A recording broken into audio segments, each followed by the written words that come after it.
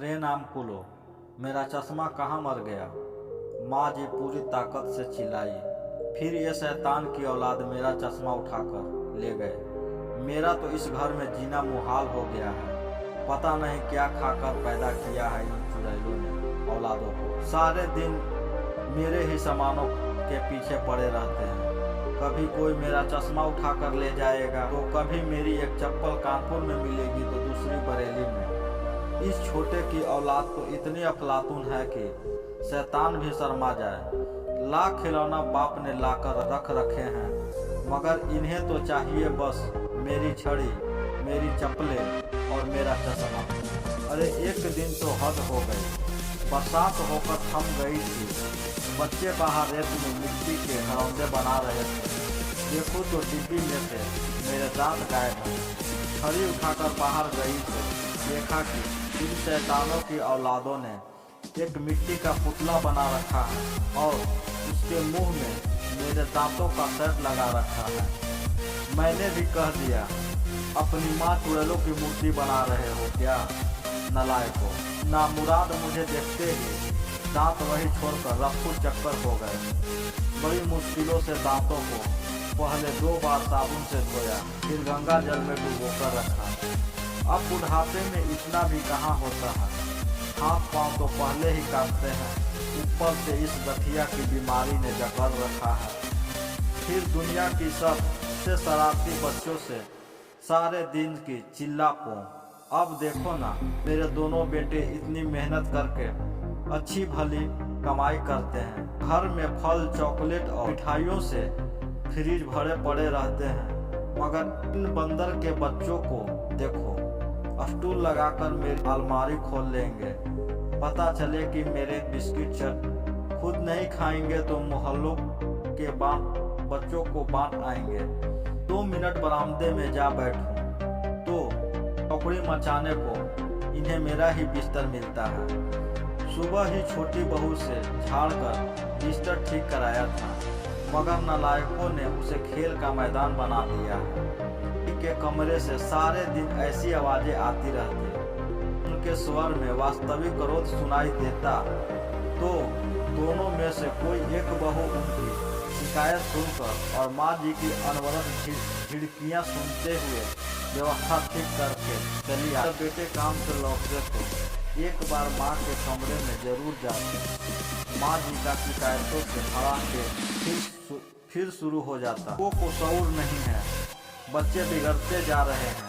मेरी अलमारी खोलकर मेरे सारे बिस्किट चट कर जाते हैं या मोहल्ले के बच्चों में बांट देते हैं। मेरा पानी का गिलास जूठा कर देते हैं। अरे माँ, क्यों चिंता करते हो, मैं लाया हूँ ना आपके पसंद के बिस्किट। अरे बुद्धू, यही तो मैं कह रही हूँ, ऐसे क्या घर चलते हैं। घर में रखी चीज तो मोहल्ले भर के बच्चों में बांटते फिरो और खरीद कर खर्चा करते रहो। तुम समझते क्यों नहीं कि दुनिया की हर बात खत्म हो सकती है, किंतु माँ जी के ताने उल्हाने और शिकायतों का पिटारा नहीं। गर्मियों की छुट्टियों के दिन थे। छोटी बहू के भैया मायके में छुट्टियां गुजरने के लिए बच्चों को लेने आ गए। तय हुआ कि चारों बच्चे छोटी बहू के साथ छुट्टी एंजॉय करने चले जाएंगे और बड़ी बहू माँ जी और घर की देखभाल करने के लिए यहीं रहेगी। सोमवार का दिन था। दोनों बेटा अपने काम पर चले गए थे और बहू रसोई के काम निपटाने में लगी थी। तभी माँ जी के कमरे से आवाज आई, अरे नालायकों, मेरा चश्मा कहाँ है। बहू पल्लू से हाथ पोंछती हुई भागी चली आई। अरे बहू, देखना मेरा चश्मा कहाँ है। ये नालायकों, तो माँ जी, चश्मा तो वहीं सामने मेज पर पड़ा है और बच्चे तो मामा के यहाँ गए हैं। पता है, दिख रहा है, इतनी भी आँख नहीं फूट गई है मेरी। इतनी भी आँख नहीं फूट गई है मेरी। अच्छा है, शरारती कुछ दिन तक मामा के यहाँ रहे। घर में शांति तो है, पूरे दिन धमा चौकड़ी मचाए रहते हैं। कुछ देर बीती थी कि माँ जी के कमरे से दोबारा आवाज आई, अरे मेरी छड़ी कहाँ मर गई। अरे बहू बहरी हो गई है क्या? मैं कितनी देर से गला फाड़ रही हूँ। आई माँ जी, आपकी खड़ी तो वहीं दरवाजे के पीछे खड़ी है जहाँ आप रहती हैं। ठहरिए, मैं देती हूँ। अरे रहने दे, इतने भी हाथ पाँव नहीं टूट गए हैं मेरे, इतने भी हाथ पाँव नहीं टूट गए हैं मेरे। जरा सी आवाज़ मुंह से निकालो तो छाती पर आग खड़ी होती है। और देख, ये खाने के सामान अलमारी बिस्कुटों से भरी पड़ी है। भला सिलकर खराब नहीं हो जाएंगे? घर चलाने का शऊर तो है नहीं किसी को यहाँ। एक चीज़ मंगाओ, 10 लाख रख देंगे। थोड़ी ही देर में माँ जी के कमरे से फिर आवाज़ आई, अरे बहू जरा रेडियो ही चला दे।